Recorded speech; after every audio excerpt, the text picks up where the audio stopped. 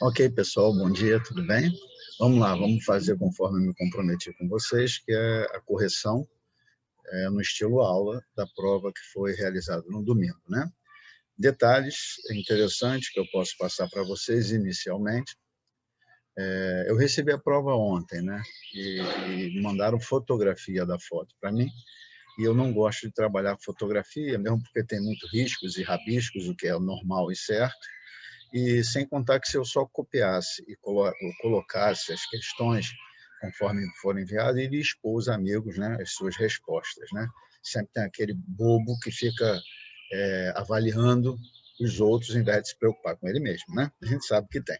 Então, eu sempre faço da seguinte forma, eu vou lá, digito as perguntas, verifico, monto a minha prova, e daí eu faço a correção montando a aula. É assim que eu faço. Interessante também dizer o seguinte, que quando difícil são os professores, de uma forma geral, generalizando, né, sem pontuar um ou outro, que gosta de fazer verificação de prova que foi realizada antes do gabarito preliminar. Por quê? Porque expõe, né, a colocação do professor. Eu não tenho esse problema, não. Eu prefiro fazer logo, porque, como eu falo para vocês, é uma aula que eu vou dar para vocês, corrigindo as nossas questões, né? Para mim, isso não tem problema nenhum, a colocação minha, e não significa que eu tenha que concordar com tudo que a banca determinar, não é?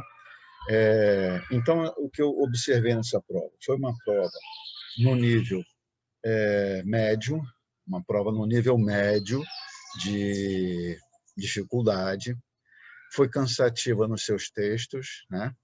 Como já era sabido e como a gente já vinha conversado, todas as perguntas foram estudadas por nossa turma. Quem participou dos nossos encontros sabe disso, que todas as questões foram estudadas, foram analisadas anteriormente, né? É porque não tem como fugir da matéria. Agora, quando a gente pega uma questão como aquela da portaria 782, em que há um critério subjetivo, assim, ele deu as dicas que eu vou mostrar para vocês, quais as dicas te induziriam a escolher a menos errada. Quando uma prova objetiva, né, quando se fala em prova de múltipla escolha, um sinônimo que se dá a ela é prova objetiva. Ou seja, não se estabelece uma análise subjetiva de uma situação apresentada. Não se pode pedir isso numa prova objetiva. Isso se pede numa prova subjetiva, na qual o candidato consegue, através de uma redação, explicar o seu ponto de vista e o que levou a ter aquele ponto de vista. Mas vira e mexe em provas objetivas, não só nesse concurso, eu não condeno quem faça, porque às vezes o cara sozinho é difícil você trabalhar sozinho, né? Eu sei bem, porque eu tenho aí mais de 1000 questões de cada uma dessas matérias. Eu sei o trabalho que dá fazer questões e dá trabalho. Eu particularmente tenho prazer, mas dá trabalho. Então você sempre tem que estar verificando, olhando, deixando a pergunta amadurecer, e daqui a um mês você volta para ela e olha e lê com outros olhos, e aí você percebe uma falha ou outra que você cometeu. Muito bem, mas voltando para a nossa prova, essa foi a única questão que gerou, na minha visão, um descontentamento, haja vista a subjetividade dela, né? Mas ela até, na minha interpretação,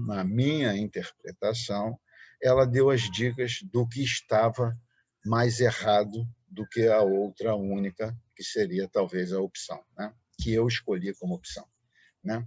Lembrando mais uma vez que a correção é uma posição minha, em cima da doutrina que eu dou aula para vocês. Então, eu vou apresentar o artigo que fundamentou a minha visão, tá bom? Eu sei que amanhã vai sair o preliminar, o gabarito preliminar, né? Hoje eu estou gravando é terça de manhã, terça dia 30 pela manhã. Talvez tenha uma interferência de sons externos, porque eu estou numa área externa, onde eu me encontro hoje, e resolvi fazer porque é o princípio da oportunidade, né? Eu tinha que fazer agora, então eu estou num local mais aberto, tem uns pássaros e tudo, tem umas crianças que às vezes vão passar aqui, mas dá para a gente fazer o nosso trabalho. Muito bem. A prova trouxe 3 questões de R. Conte, trouxe 2 de Risaé, trouxe 2 de estatuto, né? Veio bem tranquilo, em cima de tudo aquilo que a gente bateu, não trouxe nenhuma da Lei 13.954, então o entendimento do edital era aquele que a gente no início já visualizava, que citou a lei por conta das alterações que ela fez no estatuto, e não por conta dos outros artigos que ela trazia no seu corpo, né? Então, ela não foi cobrada, mas já era, não estou condenando a banca. Estou falando que já era possível, em razão da forma como se apresentou o edital. Muito bem. RDA é uma, sindicância uma, bem tranquila, e portaria 782 foi essa que eu destaquei, que teve uma subjetividade grande, apesar de, ao longo de suas respostas, alternativas de resposta, ela deixava claro a falha que ela continha, né? Apesar de, mesmo aquela que eu escolhi como resposta certa, na minha visão de professor, trouxe uma incoerência, tá? Eu vou mostrar isso tudinho para vocês. A sequência de pergunta que eu utilizei foi da versão A, mas as perguntas são as mesmas. É só você olhar a pergunta e ver qual é, na sua prova, a questão, qual é a sequência dela, tá? Muito bem.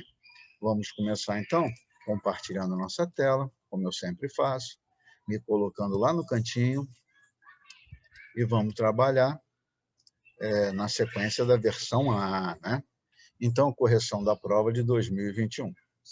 A primeira pergunta, que traz aquela, no meu entendimento, aquela subjetividade, o que numa prova objetiva é muito complicado, né? Então, ele conta um fato no qual o soldado José, auxiliar da seção de transporte, que é a garagem, estava escalado para instrução de ordem unida da unidade no dia 18 de agosto de 2020. No dia em questão, o soldado chegou 15 minutos após o início da referida instrução, ou seja, se atrasou para a instrução. É uma transgressão. Apresentando-se ao instrutor com a gandola do 10º amarrotada. Então, estava atrasado e com o uniforme em desalinho. Sendo fato comunicado ao chefe da seção de transporte, por meio do ofício 022, diagonal Sim, Bravo, de 12 de agosto de 2020. No mesmo dia da prática foi comunicado, né? Sabe-se que o soldado José, até aquele momento, não possuía nenhuma punição. Então, aqui é uma indicação a respeito de agravante, né? Ser reincidente, essas coisas. Aqui, talvez, né, na tua leitura, tu já podia estar sendo induzido a isso. Mas ele continua. Esse critério não foi abordado assim, na análise das respostas. Considerando que a sistemática de apuração da transgressão deve ser conduzida com base na portaria 782, analise os fragmentos do formulário de apuração de transgressão disciplinar, o FATD, né, abaixo. E aí ele bota dentro daquelas sequências previstas na portaria 782 de apuração e de, sendo o caso, aplicação da punição, né, da condenação em si. Relato do fato. No relato do fato, deve ser abordado a prática, a conduta praticada que ensejou a análise ou o dar àquele ator, àquele soldado, nesse caso, a imputação de uma, em tese, transgressão. Esse fato, em tese, é uma transgressão, cabe à autoridade que vai apurar analisar. Então, o relato do fato é justamente no momento em que você vai dizer sobre qual conduta que ensejou a abertura daquele processo administrativo disciplinar. Muito bem. E ela deve conter detalhes, ela deve basear-se no relato entregue, nesse caso, através do ofício. E nós vamos ver que, inclusive, o oficial que apura, ele deve entregar também todos, não só o relato, como todos os documentos que ensejaram a abertura daquele processo administrativo disciplinar, para que o arrolado tenha a possibilidade de exercer amplamente o seu direito ao contraditório e à ampla defesa. Não é? Muito bem. E aí ele coloca no relato do fato, é como se isso daqui fosse uma fotografia do processo, tá? Por ter chegado atrasado à instrução de ordem unida e ter se apresentado com uniforme em desalinho.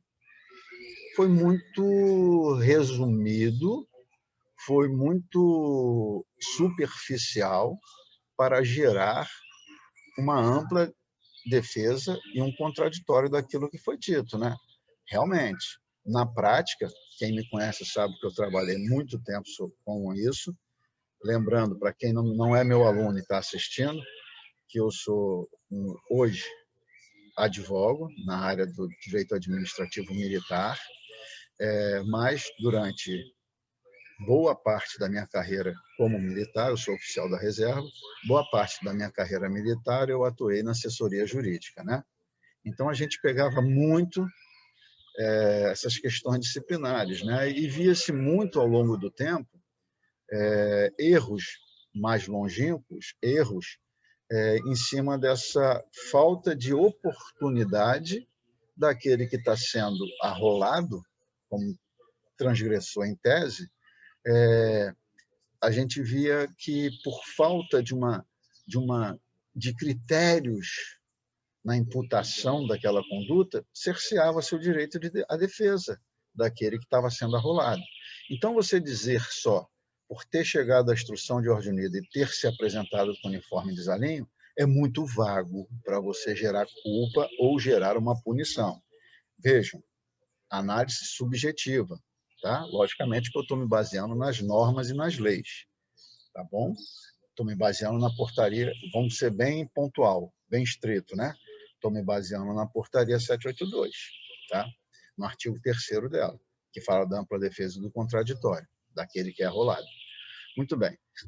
A justificativa dele, ele vai dizer que por volta das 11 horas, o encarregado, o sargento Pedro, determinou que ele lavasse uma viatura, pois havia uma missão às 14, sendo que a instrução iria iniciar às 13h30, como estava na hora do almoço, ele foi almoçar, e em seguida lavou a viatura e fez que a gandola ficasse um pouco amarrotada e molhada, e tão logo terminei de lavar a viatura, fui direto para a instrução. Então, ele, pelos dados oferecidos no problema, ele não apresentou nada que embasasse essas afirmativas dele, né? Então, eu estou aqui sendo subjetivo também. Imagina que eu sou o oficial apurador. Eu vou falar para ele, tá bom, mas eu quero que você me apresente um comprovante dessa ordem. Como, Cláudio? Talvez eu vou chamar aquele sargento para que ele confirme. Talvez ele tenha sido determinado e tenha talvez testemunhas, tá? Lembrando que se a coisa tomar um vulto de complexidade, já tem que sair desse processo administrativo disciplinar e partir para uma sindicância. Lembram disso? Artigo 34, item 3 do RDAE. Muito bem. Mas ele não, pelo que foi informado. Então, veja, a subjetividade é muito complicado. Eu não posso, como eu já falei para os nossos alunos, eu não posso criar juízo de valor meu numa prova objetiva. A prova objetiva tem que me dar as informações por completo. E não posso eu fazer juízo de valor que entregou ou não entregou. Eu acho que ele entregou. Não, você está falando aqui, mas não está dizendo que entregou. No meu entendimento, ele entregou. Não posso fazer isso. Tem que estar tudo explícito numa prova objetiva, tá? Pelo contexto aqui, não se fez referência a nenhum documento que ele tenha entregue, tá? Sei lá, uma papeleta de saída dessa viatura que ia fazer essa missão, ele tinha que entregar alguma coisa, mas muito bem. Vejam como seria, né? Estou ampliando aqui a subjetividade.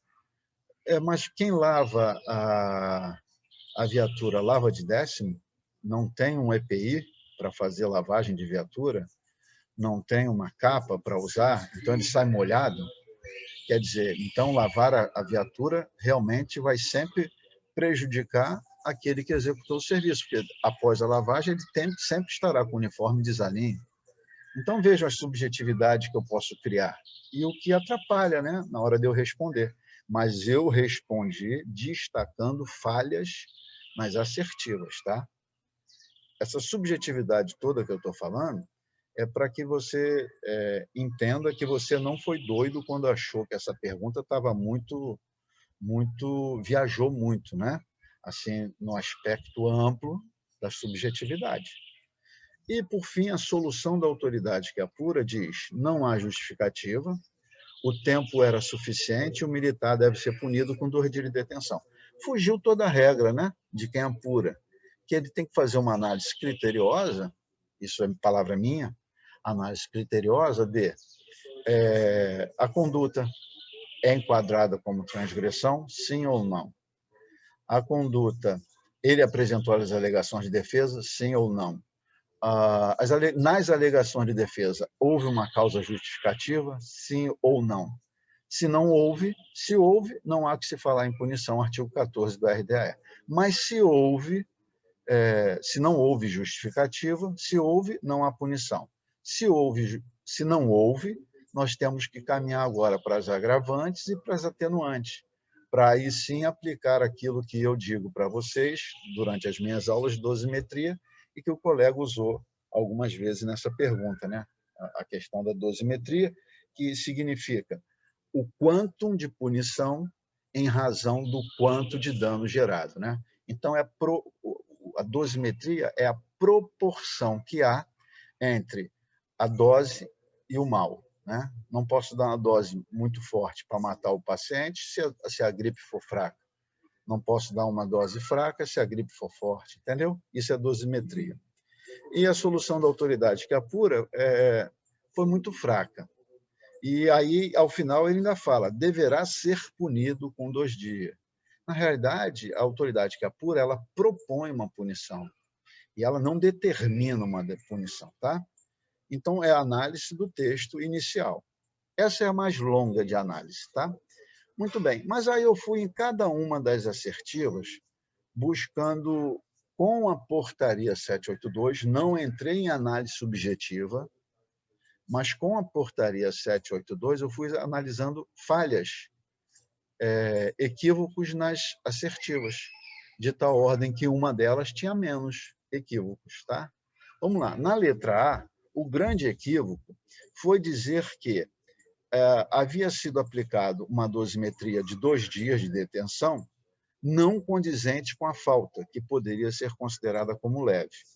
Vejam, é o texto que eu me peguei, né? A gente tem uma frase, quem vive próximo de mar, que diz assim, né? Para quem está se afogando, o cabelo é corda. Então, numa pergunta, num quesito como esse, eu fui buscar nas assertivas a objetividade necessária para responder uma questão de múltipla escolha. Então, eu fui pegar aquilo que a resposta, como eu sempre falo para vocês, em questões, certas questões como essa, a resposta vem das opções oferecidas para a pergunta, tá? Então, a minha análise deixou de ser muito lá na pergunta, porque ela tem muita subjetividade, e passou a ser nas próprias respostas, analisando qual resposta é menos errada ou qual resposta é a mais certa, é aquilo que eu sempre falo em aula. Muito bem. Na letra A, há um erro, há uma não obediência ao mandamento da portaria e ao mandamento aqui do RDAE. Porque quando se fala da dosimetria, a gente sabe que existe um mínimo e máximo para cada transgressão. Lembrando que a transgressão que é classificada como leve, ela tem um mínimo de repreensão em particular. Ou seja, é o mínimo que pode ser aplicado nela, uma repreensão em particular. E o máximo, 10 dias de detenção. Então, dizer que a dosimetria não foi coerente com uma transgressão leve e a pena, a proposta, né, em princípio, determinada, mas a gente sabe que foi proposta, foi 2 dias de detenção, está dentro da transgressão leve, né? Se fosse média, o mínimo é repreensão em público por escrito e o máximo 10 dias de prisão. E se for transgressão grave, o mínimo é 1 dia de prisão e o máximo é a tabela máxima de punições, lá o anexo do RDA. Então, vejam, aqui o erro, e o que para mim, minha visão também subjetiva, é que essa parte final da letra A transforma essa opção em errada. Eu volto para a letra B, mas não vou falar a letra B, porque ela foi a que eu achei correta, tá? Eu vou lá para a letra C. Na assertiva C, ele vai dizer que o relato foi satisfatório, e aí ele começa a analisar algumas coisas, mas ao final da letra C, ele se refere que a solução, tendo por base o poder discricionário da autoridade que pune, foi adequada. Vejam, eu vou te mostrar que não há poder discricionário dentro do âmbito da autoridade que pune. Pelo próprio texto da portaria, que eu busquei base nela, ele diz que a decisão da autoridade que pune é motivada, ou seja, ela está vinculada, ela está presa aos fatos, tá? Ela há de ser motivada, ela é vinculada. Na letra D, então a letra C estaria errada, né? Na letra D, a falha que eu observo e que também transforma ela como mais errada é dizer que é dispensado a alusão ao ofício ou mesmo franquear o acesso a tal documento. O ofício 022, eu acho, que gerou o processo administrativo disciplinar. Então, veja, também a letra D, com essa afirmativa, ela é errada. Então, eu fui das respostas, eu fui analisar qual era a resposta cabível, melhor cabível, analisando as próprias respostas, entenderam? Dentro dessa análise minha, eu vi que a letra B, ela tinha uma falha, na minha análise, sentadinho em casa, né? Fica mais fácil, eu sei. Mas ela tinha um erro. Mas esse erro, de todas as assertivas, no meu entendimento, era um erro menor, por incrível que pareça. Existe meio errado? Na vida a gente sabe que não, mas para a prova existiu aqui parte errada, mas menos errada do que as outras. E qual foi o erro da letra B? Considerando a subjetividade, mas, na minha visão, puxando ao máximo, enforcando os critérios objetivos para analisar. E quando ele chega na letra B, e ele fala assim, ó, o relato do fato foi incompleto, pois deveria indicar o dia e horário da instrução, tá certo? Podendo fazer referência ao ofício que comunicou o fato e ou devendo anexar ao FATD uma cópia desse ofício. Esse ou, uma coisa ou outra, não. Ele deve entregar ao arrolado todos os documentos que embasaram a abertura do processo, tá? E isso eu vou te mostrar criteriosamente. Mas, dentro desse contexto, para a minha análise, foi a menos errada. Essa foi a pior questão da prova, tá? Assim, a questão mais subjetiva da prova. As outras foram bem objetivas, apesar de terem texto grandes ou não, mas foram bem objetivas e foram boas. Eu daria uma nota para essa prova, uma nota 8,5 na elaboração dessa prova, sem querer ser marrento, mas eu daria 8,5 por conta da primeira, tá? A primeira, mas as outras estão legais, não estão ruins não, tá?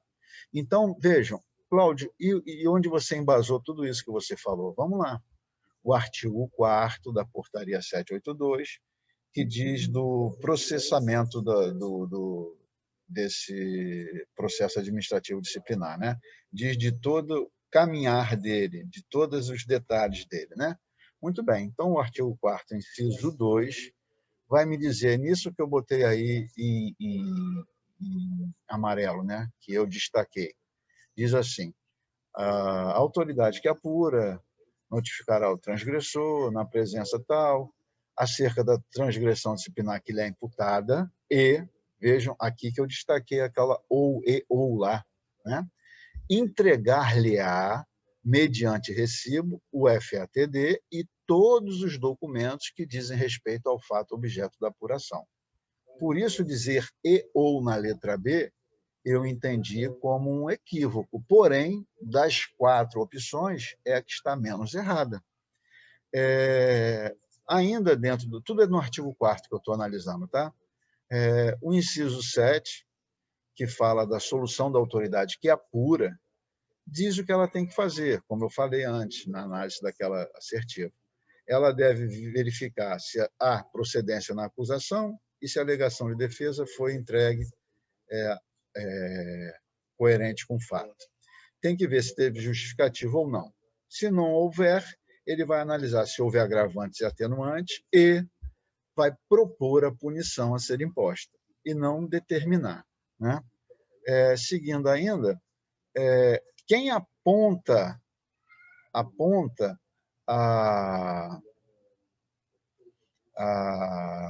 punição é a autoridade que aplica a punição, não é?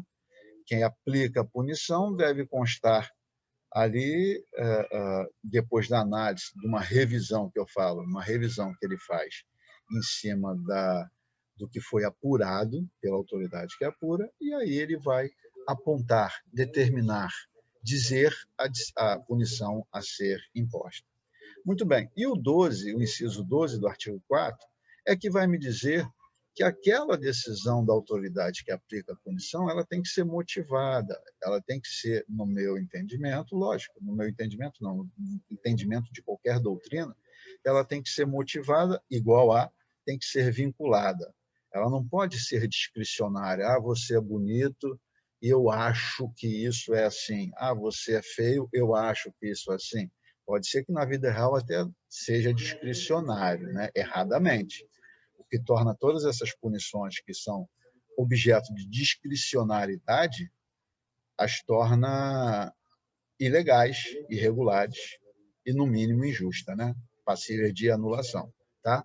Então, vejam, em razão dessa análise minha, a pergunta foi subjetiva, me permita ser subjetivo na análise também. Não é? Foi a letra B. Então, a resposta para mim é letra B dessa questão. Tá bom? Vamos passar para outra questão. Muito bem, então. Vamos passar para a minha segunda questão, que é uma questão de croquis. Eu sempre falo que vai cair sempre croquis. Os croquis usados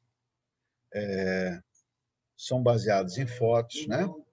Há sempre uma denominação de códigos que acaba sendo um pouco, por incrível que pareça, dificultador de análise, né? Porque o cara vai lá e volta, acaba se perdendo.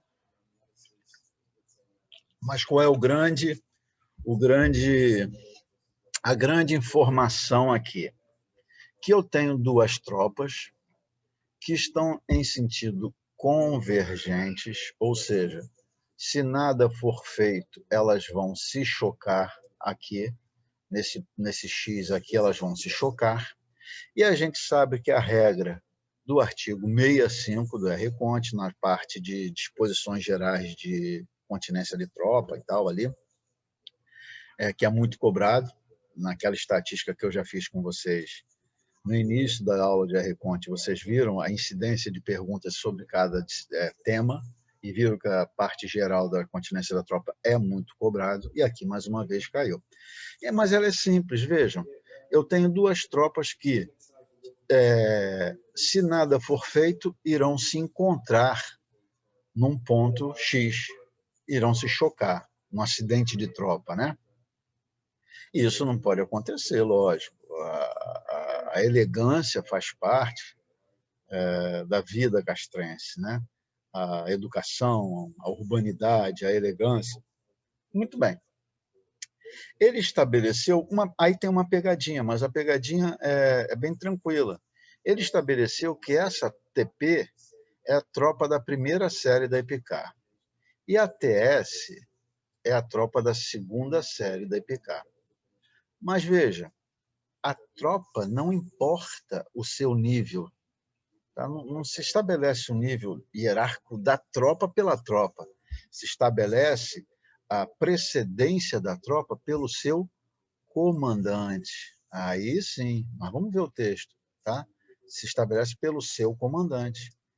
O cara que comanda a tropa do primeiro ano, que é o CP, Cláudio Pinto, ele é aluno do terceiro ano. E o cara que comanda a tropa do segundo ano, ele é aluno do segundo ano. Ou seja, o CP, o Cláudio Pinto, tem precedência sobre o CS. Então, a tropa do Cláudio Pinto, independente de para onde está indo, não se cita isso na Reconte, mas se ela for para lá, tem precedência, se for para cá, não.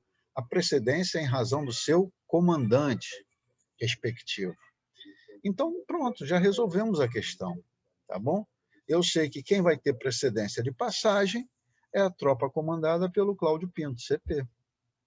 Foi a homenagem que a prova fez a mim, tá? Muito bem, veja. Artigo 65 da Reconte. Se uma tropa em marcha cruzar com outra, a que for comandada pelo mais antigo, passa em primeiro lugar. Respondemos uma questão. Acabou. Eu botei o artigo 66 para você lembrar que tem outra situação, mas é quando uma tropa vai passar pela outra que está indo no mesmo sentido, tá? Então, uma está indo, a outra vem e vai passar. Aí o critério é do 66. Mas aqui elas estão convergindo, ou seja, vão se chocar, vai haver um acidente de tropa. Isso não pode acontecer. Então, estabeleceu-se que a tropa que é comandada pelo mais antigo passa em primeiro lugar. Pronto, acabou o problema. A resposta que atende ao artigo 65 é a resposta, salvo engano, A. A TP deverá passar em primeiro lugar, haja vista ser comandada por mais antigo, independente do destino final, cabendo a CS, que é o comandante da outra tropa, comandar alto ou marcar passo. Aí é problema dele o que ele vai fazer, tá bom? Vejam, letra A. Basicamente não, somente com base no artigo 65. Ponto. Letra A. A TP não pode passar em primeiro lugar, haja vista que a instrução pretere outra atividade? Não. Não tem isso escrito, já vimos. TS pode passar em primeiro lugar, desde que CS avise antecipadamente e tal. Aqui ele tentou te enrolar com 66, por isso que eu botei o 66, tá? Tentou te enrolar, que é o objetivo de uma prova, enrolar o concursando, né? Tumultuar a cabecinha dele. TS deve passar em primeiro lugar, já vista ser a tropa mais antiga, não. Já vimos que a prioridade é do comandante mais antigo. Então, letra A. Vamos lá, para a terceira pergunta. Aqui também é uma questão grande estabelecida, mas bem simples na busca dos artigos que fundamentaram. É o ministro da Economia, num aeroporto civil, com uma aeronave civil. O texto todo está falando sobre isso. É o ministro da Economia, e agora eu vou fazer uma ressalva, aproveitando para já te dar uma revisão no nosso estudo. Para ministro, nesse caso específico, para ministro não importa de qual pasta ele está, inclusive da defesa, porque quando ele se refere a aeroporto civil, aeronave civil, ele se refere a todos os ministros. Eu vou te mostrar o artigo, tá? Então, é o ministro que está numa aeronave civil chegando no aeroporto civil. Ponto. E o que acontece nesse caso? Vamos lá, vamos fazer uma análise bem sucinta, né, do artigo que Cláudio Pinto avisou que ia cair. Não avisei? Algoritmo, tem que cair isso. Vamos lá. Artigo 110. Algoritmo que eu falei, para quem é meu aluno vai entender, tá? Algoritmo significa, em razão das situações apresentadas, não tem outra Não tem outra consequência lógica que não seja essa. Vai cair o 110 sempre, porque é bom de perguntar. E é uma pergunta boa, tá? Gostei da pergunta, por isso que eu dei 8,5 nessa prova. Ela está 8,5. Ela está cansativa, como tem que ser, ela está média de dificuldade e ela está bem direta, com exceção da primeira questão que nós fizemos. Bom, então vamos lá no RConte, artigo 110. Ele vai pontuar primeiro quem tem direito, via de regra, à guarda e à escolta de honra. Então, eu pulei, eu botei só o que nos interessa, tá? O presidente da República, o vice-presidente, o ministro de Estado da Defesa e os demais ministros de Estado quando em visita de caráter oficial ao MOEM. Essas são a parte de regra geral. Vai dizer, inclusive, qual é o tamanho dessa guarda de honra que ele terá direito. Lá no parágrafo 1º vai dizer, das autoridades de 1 a 5 do 110, a guarda de honra tem o tamanho de um batalhão. Quem é 1 a 5? É o presidente, o vice-presidente, o Congresso Nacional e o STF, na sessão de abertura e de fechamento de seus trabalhos, o chefe de Estado estrangeiro quando chega à capital federal e os embaixadores estrangeiros quando entregam a sua credencial, dizendo que representam aquele país, né, quando chegam para assumir o cargo dele no Brasil. Esses terão direito a uma guarda de honra de um batalhão nessas situações. Para as outras autoridades do artigo 110, as regras gerais, para as outras será de uma companhia. Aí seria ótimo se o artigo 110 acabasse por aí. Mas ele continua, e aí vem mais 8 parágrafos, que são exceções. Muito bem, o parágrafo 3º vai dizer, olha, aquele batalhão para o presidente, se acontecer dessa guarda de honra lhe for determinada para prestar homenagem por ocasião do seu embarque ou desembarque em aeródromo militar, quando de suas viagens de serviço, deixa de ser um batalhão e passa a ser um pelotão e banda de música. Logicamente, se nada for dito em contrário pelo próprio gabinete da presidência, tá? Se não for nada previamente estabelecido, vai ser assim via RConte, você vai botar lá, ao invés de um batalhão, se for nessa situação, qual, Cláudio? Embarque e desembarque, aeródromo militar, viagem oficial, tá bom? E aí, a partir daí, ele usa o parágrafo 4º, dizendo assim, olha, para outras autoridades, que eu disse lá no 110, aí ele diz quais são essas autoridades, os incisos, né? Por ocasião do embarque e desembarque, na mesma situação do presidente que eu acabei de falar, muda-se aquela companhia ou batalhão, vai depender de qual autoridade e passa a ser o seguinte. Muito bem, aí lá no parágrafo 5º, então ele vai seguir um monte de questões, e lá no parágrafo 5º já estamos tratando de outra matéria. Agora está se dizendo no aeroporto civil, porque estavam falando em OM inicialmente, e depois falamos em aeródromo militar, e agora no parágrafo 5º está se dizendo, num aeroporto civil, vê se não está se encaixando lá no nosso problema.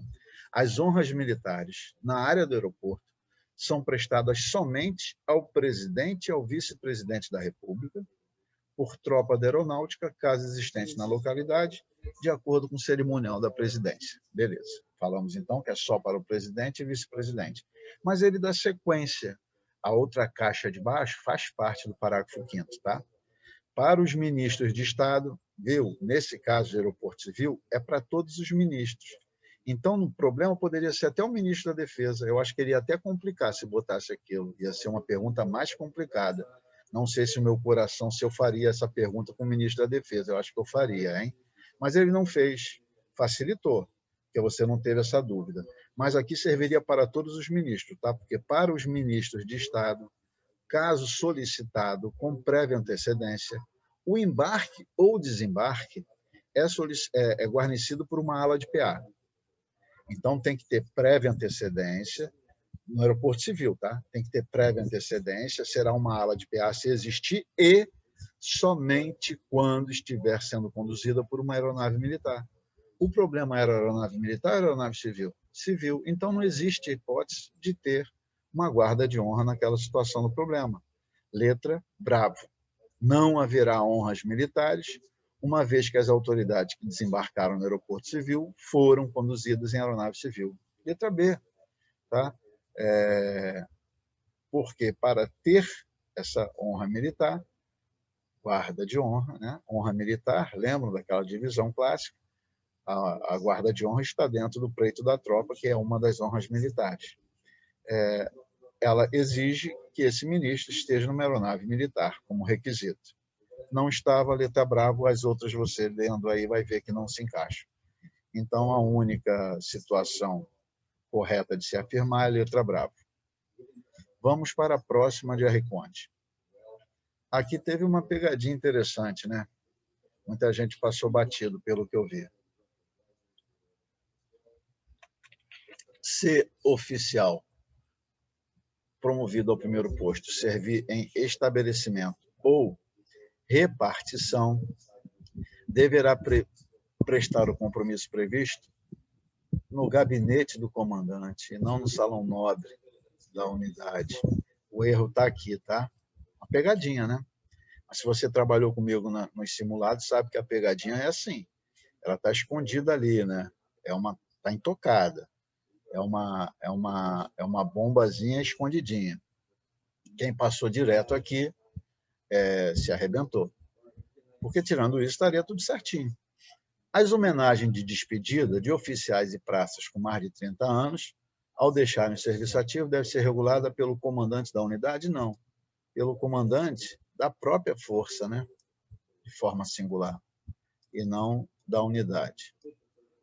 A cerimônia para entrega de condecorações é realizada numa data festiva, num feriado nacional ou em dia previamente designado pelo comandante, em princípio na presença de tropa armada. Certinha. As aeronaves de escolta de honra se distribuem conforme o grau hierárquico dos comandantes da aeronave. Certo.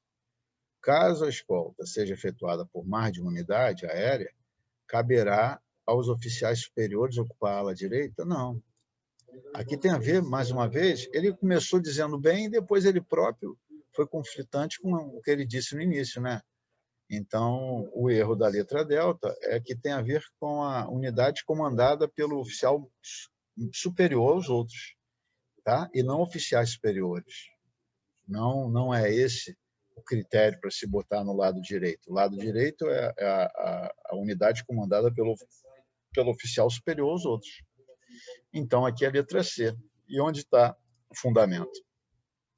No 181, o compromisso é prestado no gabinete do diretor.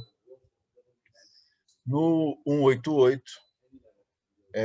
no qual se diz que aquelas homenagens são reguladas pelo comandante de cada força armada. A 189 está certa. Vejam, foi sequencial, né? 181, 188, 189. A 189 está correta, tá? Data festiva, feriado nacional ou dia previamente designado pelo comandante, em princípio na presença de tropa armada. E a quarta assertiva está errada. Eu estou lá no 116, parágrafo 3º, estou falando de escolta de honra, e quando ela pode ser executada por aeronaves. No seu inciso 2, diz: caso a escolta seja efetuada por mais de uma unidade aérea, caberá aquela comandada por oficial de maior precedência ocupar a ala direita. Tá? Então, a unidade aérea comandada por oficial de maior nível hierárquico, de maior autoridade, é que ocupa toda aquela unidade, vai ocupar a ala direita, e não os oficiais superiores e tal. Tá? Letra Charlie, a resposta. A primeira talvez fosse a maior pegadinha, né? Muita gente com certeza passou batido ali. Vamos em frente. Espero que vocês estejam conseguindo ouvir bem, apesar das interferências que eu tenho aqui ao redor, né? Criança e tal, tem um gringo aqui falando e tal, enfim. Vamos lá. A questão número 5. A questão número 5 trata de sindicância, onde o sindicante era um tenente, que ao longo da sindicância, na qual o sindicado era um sargento, mas ao longo da sindicância, ele apurou que outro ator assumiria ou assumiu a figura de sindicato. E esse outro ator era o major. Então, o sindicato passou a ser um oficial superior. Quando eu falo que o sindicato é um oficial superior, eu estou querendo que você vá lá na 2.811, 2.812 e verifique que, em sendo o sindicato um oficial superior, não só o sindicante vai ter que ter precedência sobre ele, isso é fato, sempre o sindicante tem que ter precedência sobre o sindicato, mas, além do sindicante, o escrivão também deverá ser de maior precedência do que o sindicato, no mínimo mais antigo, tá? Pode ser superior ou, no mínimo, mais antigo, sendo certo que escrivão tem que ser inferior ou de menor precedência que o sindicante, tá? Porque o escrivão vai ser um auxiliar do sindicante. Pronto. Apesar do texto ser grandão, a única resposta cabível, com base no 2.811, 2.812, é essa. E o que diz esses itens, né? E subitens? O sindicante será prioritariamente oficial, podendo eventualmente ser suboficial ou sargento aperfeiçoado, desde que tenha precedência em relação ao sindicato. Então, o sindicante sempre tem que ter precedência, fato. Aí vai o 2.811. Quando o sindicato for oficial, o escrivão será oficial subalterno. Ou, nos casos que o sindicato for oficial superior, conforme a precedência hierárquica nos moldes do sindicante. Então, vejam, quando o sindicato for um oficial superior, o escrivão deverá ter precedência tal qual aquela precedência exigida do sindicante. Porém, aí é uma questão de lógica, o escrivão sempre será de menor precedência que o sindicante, sempre. Nesse caso, ele deverá ser, além de menor precedência que o sindicante, ele deverá ser de maior precedência que o sindicato, entendeu? Muito bem, a única cabível aí também é a letra B, bravo. Então, na minha numeração, seria número 5, tá? A questão de sindicância, letra bravo. Aí veio a questão boa, e parece que alguém falou que ia cair isso, né? Situação especial, agregação, né? Vamos lá. Situações hipotéticas que a pergunta é: geram agregação ou não? Eu já vou... Vamos pontuar, né?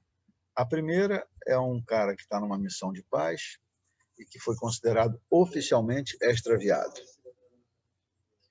No segundo, é um cabo que não tem estabilidade, porque ele é a praça de 2015 e nós estamos em 10 de janeiro de 21, ou seja, 6 anos, não tem estabilidade, que passou a situação de desertor, agregado ou não. O terceiro caso é uma praça que está 4 meses em licença para tratamento de saúde da sua esposa, pessoa da família, né? Bom, então, o terceiro caso é o cara que está em licença há 4 meses para tratamento de saúde de pessoa da família, no caso, a esposa, né? A quarta situação é um tenente que está julgado incapaz, que foi julgado incapaz temporariamente, após 6 meses contínuo de tratamento. E a quinta é um tenente brigadeiro que encontra-se há 3 meses convocado para trabalhar como ministro do STM. E ele quer que você diga qual deles está agregado. Eu já vou te antecipar que é só o soldado, tá? E onde eu me baseei? Está aqui, ó.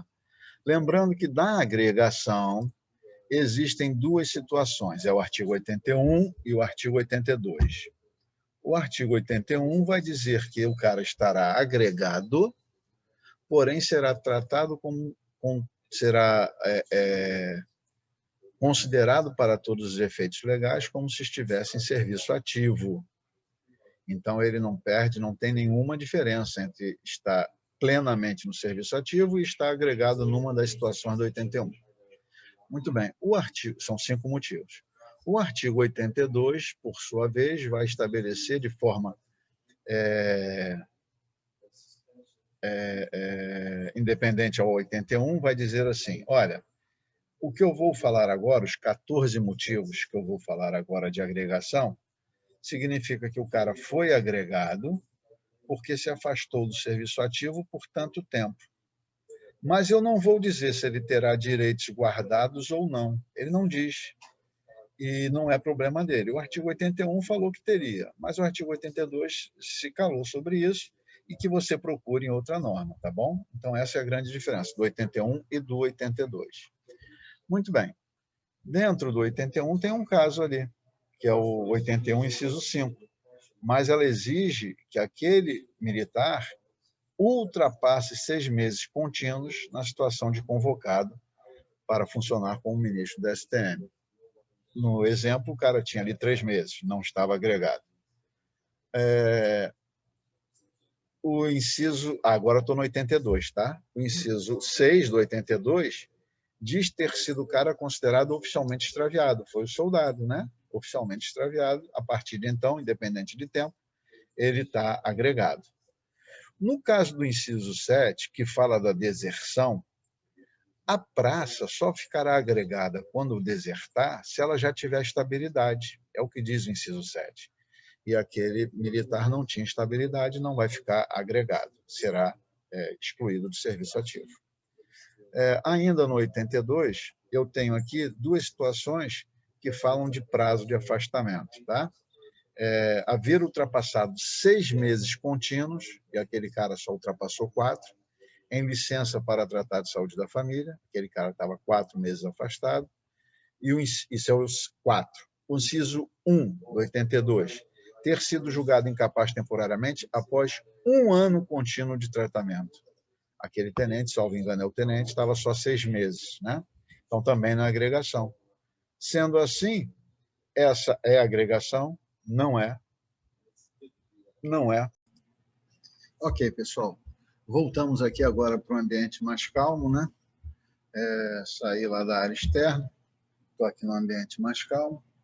E vamos continuar aqui de onde paramos, tá? Questão número 7. A questão número 6, então, eu estava finalizando a questão número 6, né? A correção dela. Nós vimos que o soldado Vilmar é agregado, o cabo Bolero não é, o sargento Mateus não é, o tenente Peixoto não é, e o brigadeiro Valdir também não é. Então, nós temos que a agregação só acontece para o soldado Vilmar, letra delta. Então, essa é a resposta da questão de estatuto. Vem a outra questão de estatuto, né? Interessante que, por acaso, na minha bateria de perguntas de estatuto, eu coloquei uma questão sobre o direito ao recurso na seara administrativa, uma pergunta minha recente, da minha bateria mais recente, em que eu falava sobre essa questão de precisar ou não esgotar os recursos administrativos para entrar na seara, que era algo do estatuto anterior às alterações da Lei 13.954. Era o parágrafo 3º do artigo 51 que foi revogado, expressamente revogado. Então, eu botei isso na minha questão para ajudar no estudo, didaticamente. E ele botou na questão também essa pegadinha, porque quem não manipulou o estatuto após as reformas da Lei 13.954, acha que isso daqui ainda está lá, mas não está, era o parágrafo 3º de 51. Então, essa daqui, nós vamos ver, não existe mais. Ela está errada, ele quer a única certa, não é? Assinale a única certa. Então, essa aqui está errada, não existe mais essa disposição, que já não era aplicável, já não era recepcionada constitucionalmente, mas estava lá, poderia ser cobrada. Assim é uma prova conceitual. Mas aqui já foi retirado, então está errada. Após a declaração do estado de guerra, a segunda assertiva, os militares de serviço ativo podem ser comissionados temporariamente em postos ou graduação superiores ao que efetivamente possuírem. Está certíssimo. É aquilo que eu falo, é o comissionamento, não aquele que a gente normalmente conhece e até é bom, né? Porque o cara, o fulano foi comissionado, ele está recebendo ali uma ajuda de custo e tal, mas não é essa não. Esse comissionamento realmente é em caso de guerra, morreu alguém e eu preciso botar um cara no lugar dele e aquele cargo é de um nível hierárquico superior. Eu comissiono ele, eu promovo, teoricamente, temporariamente, até acabar a guerra, tá? Então, essa está certa. Mas vamos ver as demais. A transferência para a reserva remunerada pode ser interrompida em estado de guerra, estado de sítio, ou no interesse da administração, não. O interesse da administração está errado. Então, aqui, C está errada. E a delta? Os oficiais indicados para integrarem a cota compulsória serão notificados imediatamente e terão, para apresentar recurso, prazo de 120 dias corrido? Não, 15 dias corrido, né? Também está errada. Então, a correta, realmente, é letra bravo, né? Vejam como é que as questões não... Por isso eu dei 8,5 nessa prova. Eu dei na banca da prova, né? 8,5. O artigo 51, hoje sem o parágrafo 3º, que era a letra A, não existe mais. O artigo 51 também foi base de dizer do tempo em que o oficial tem para recorrer da inclusão em cota compulsória, que está lá na linha A do parágrafo 1º do artigo 51, que vai dizer: terá o direito de recorrer em 15 dias corrido a contar do recebimento da comunicação oficial, quando o ato declarar de inclusão em cota ou composição de quadro de acesso. Os demais casos serão hoje, com o novo dispositivo, que foi alterado pela Lei 13.954, ele terá 45 dias, tá bom? Então, ali estava errada tanto a questão de esgotar o recurso administrativo, quanto o prazo para a cota recorrer da cota. No artigo 93, vai dizer que estava certa lá. Após a declaração do estado de guerra, os militares de serviço ativo podem ser comissionados temporariamente em postos ou graduações superiores ao que possuíam, pela razão que eu já falei para vocês. Lá no artigo 96, em seu parágrafo único, vai dizer que a transferência do militar para a reserva remunerada pode ser suspensa na vigência de estado de guerra, estado de sítio, estado de emergência ou em caso de mobilização, e não no interesse da administração. Então, a única correta aqui é a letra bravo. Boa, né? Vamos lá. Risaé. Agora vem duas de Risaé. Uma que fala, fala só de apresentação, gente. Vejam que interessante, né? Quais estão certas e quais estão erradas. A primeira vai dizer que o oficial deve apresentar-se diariamente, na primeira oportunidade, ao comandante da OM. Eu, quando falo comandante, é o termo genérico, tá? Serve para chefe, diretor, prefeito da OM, a que pertence ao seu chefe imediato. Isso está certo, não é? 2. O militar que empreender qualquer tipo de viagem, mesmo que seja particular, deve apresentar-se de acordo com a norma interna da OM, informando o telefone e o endereço onde pode ser localizado. Está certo também. A apresentação do militar quando no exterior em missão transitória, como mudança de sede, com mudança de sede, não como, tá? É com mudança de sede, aqui não tem esse ônus. Ou em missão permanente, deve ser feita ao representante diplomático do Brasil, bem como ao adido militar. Está errada. A sequência de prioridade de apresentação, ela um exclui o outro, mas ela começa primeiro no adido aeronáutico, se não houver ao adido militar, se não houver, aí ao representante diplomático, tá? Não é nessa sequência e não é aditivo, é um ou outro, tá? Na sequência de prioridade. A apresentação fora do horário de expediente é feita ao oficial de dia e, caso o militar possua grau hierárquico superior, este comunica a sua chegada, devendo o oficial ir à presença tão logo seja possível. Olha, aqui tem uma questão interessante. Primeiro, mas essa já está errada, mas primeiro que esse dispositivo ele não pode ser lido individualmente, separadamente. Ele não é autônomo, ele é um parágrafo de um artigo que fala de chegar em unidade que não seja a sua, tá bom? Mas, independente disso, ele está errado também, porque não é tão logo seja possível o oficial de dia vai se apresentar. O oficial de dia, ao tomar conhecimento, deve perguntar àquela autoridade se ela deseja que ele vá até ela, tá? E não quando ele puder. Eu já conto até na minha aula, eu conto um caso prático que aconteceu lá, que eu tive que sair de casa domingo para ir lá resolver um incêndio de uma oficial de dia, né? De um oficial de dia. Então, as únicas corretas são a 1 e a 2, letra A. Vamos ver os artigos que fundamentam a minha resposta. 258, parágrafo único, diz que o militar que empreender qualquer tipo de viagem, ainda que de caráter particular, deve apresentar-se de acordo com a norma interna da OM, informando o telefone e o endereço, exatamente como estava lá no texto. O militar deve apresentar-se ainda nas seguintes situações, é o 259. Inciso 9 do 259. Se oficial, diariamente, na primeira oportunidade ao comandante da OM, a que pertence ao seu chefe imediato. Então, a primeira e a segunda estavam certas. Aí vem as outras assertivas lá, né? A apresentação do militar quando no exterior, em missão transitória com mudança de sede ou em missão permanente, deve ser feita ao adido aeronáutico, viu? E na falta desse. Então, é prioridade, né? Vem um, depois vem o outro, mas é um exclui o outro. E não é somado e muito menos naquela prioridade.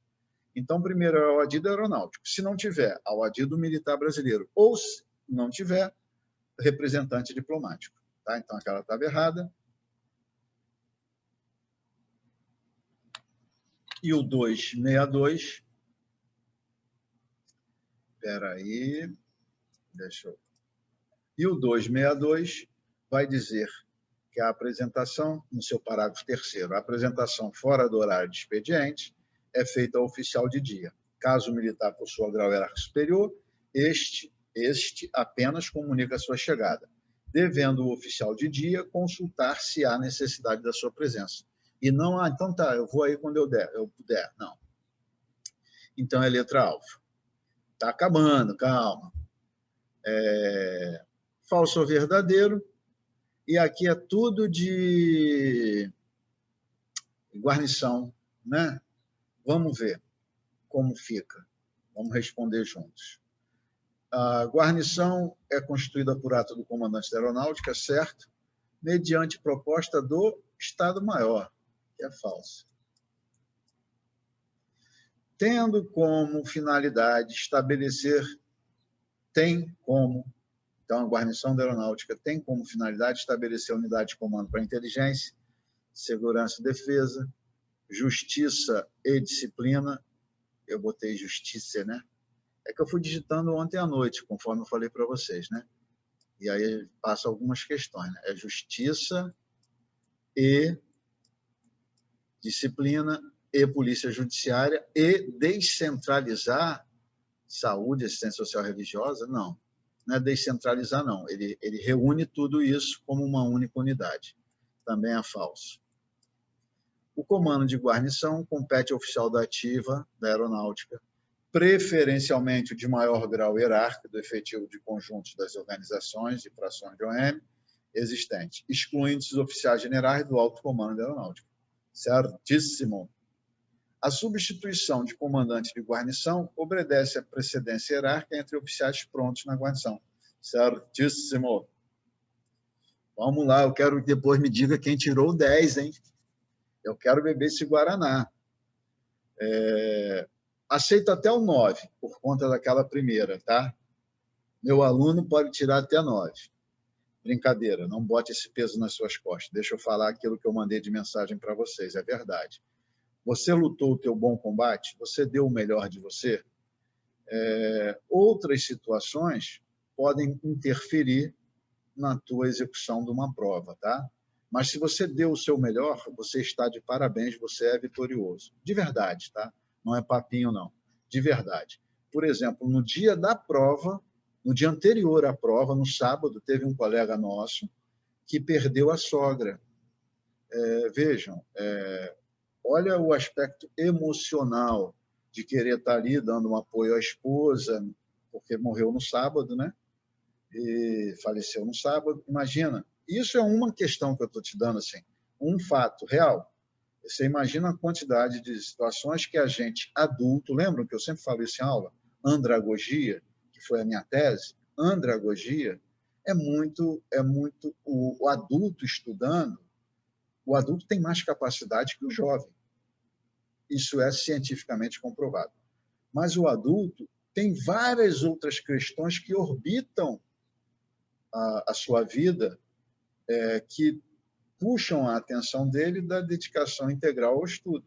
Por isso, a gente fala que essa vitória é muito mais saborosa como adulto, né? Muito bem, voltando aqui. Tirar 10, maravilhoso. Tirar 9, está ótimo. Tirar 10 é excelente. Tirar 9 é ótimo. Dar o seu melhor, independente de quanto você vai tirar, é o que a gente espera, tá? Dê o seu melhor sempre em tudo.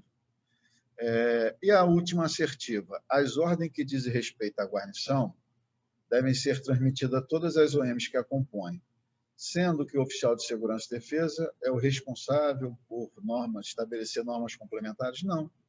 Aqui é o próprio comandante da guarnição. Então, FFVVF, letra alfa. Vamos ver onde eu fundamentei a minha resposta. 375 vai dizer que é ato do comandante da aeronáutica, mediante proposta do EMAE. Olha lá, EMAE. O 376 diz que a guarnição tem como finalidade estabelecer a unidade de comando para inteligência, segurança e defesa, justiça e disciplina, polícia judiciária militar, comunicação social, saúde, assistência social, assistência religiosa, ou seja, nada daquelas que ditas descentralizada era verdade, tá? Então, aquela estava errada também. O comando da guarnição compete ao oficial da ativa da aeronáutica, preferencialmente de maior grau hierárquico de efetivo, do conjunto de OM e de fração de OM, existente em determinada localidade, excluindo-se os oficiais generais do alto comando aeronáutico, certo? A substituição de comandante de guarnição obedece à precedência hierárquica entre os oficiais prontos na guarnição, certa também. O 380 fala do serviço de superior de dia, e o parágrafo número 380 fala que o comandante da guarnição é o responsável por estabelecer normas complementares para o serviço de superior de dia, e não o SD. Então, ficamos falso, falso, verdadeiro, verdadeiro, falso, letra alfa. E RDAF ficou bonito, né? Ele queria que você classificasse as assertivas, as situações como. E aí ele queria na ordem respectiva, tá? Ele queria respectivamente que você achasse, ou seja, na sequência. Primeiro tinha que ver uma justificativa, segundo uma atenuante e terceiro uma agravante. Vamos lembrar que o artigo 13 nos ensina quais são as justificativas e se houver justificativa. O artigo 14 fala que não haverá punição. Uma vez que não tem justificativa, lembram das análises do oficial que apura? Aí ele tem que ver se tem agravante, se tem atenuante e quantas tem, não é? Eu aqui no meu exemplo, na minha correção, só destaquei as que apareceram lá, tá? Então, por exemplo, justificativa apareceram 4 lá, independente da ordem. A ordem nós vamos ver já já. Mas independente da ordem, apareceram 4 justificativas. Sendo certo que o artigo 13, item 1, RDAE fala muito de item, tal, número, item. No item 1 do artigo 13, existem 6 justificativas. Eu só botei as 4 relacionadas ao nosso problema, tá? Que foi o desconhecimento comprovado da disposição ou da ordem transgredida, foi o motivo de força maior caso fortuito, plenamente comprovado, caso de legítima defesa própria ou de outra pessoa, obediência à ordem superior. São as 4 que aparecem lá. Mas aí não é só aparecer justificativa, tem que estar na ordem. Ainda no 13, no inciso 2, no item 2, desculpa, aparecem as atenuantes. Também são 6, e eu só coloquei as 4 que apareceram ali, mas são 6, que é a relevância de serviços prestados. Lembram que a ordem que deve aparecer, respectiva, é uma justificativa, uma atenuante e uma agravante, tá? A falta de prática do serviço. Quando tem atenuante, o cara vai ser punido. Tá? Quando tem justificativa, ele não vai ser punido, mas se tiver só atenuante, ele vai ser punido. Mais próximo do mínimo, dentro da dosimetria aplicada, mais próximo do mínimo. Relevância do serviço prestado, falta de prática do serviço, eu botei só as que apareceram lá. Ter sido a transgressão cometida por influência de fatores adversos, ocorrência de transgressão para evitar mal maior.